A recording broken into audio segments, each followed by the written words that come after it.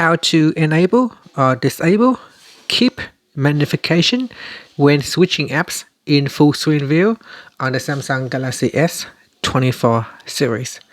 First, tap on the home button to go back to the home screen. From the home screen, swipe down at the top, then tap on the settings icon.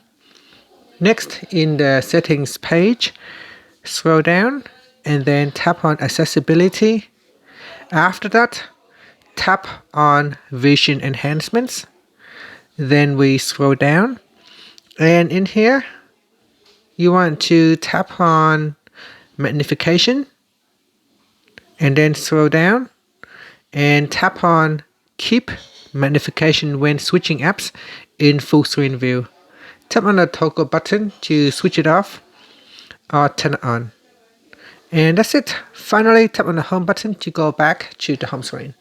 Thank you for watching this video. Please like and subscribe to my channel for more videos.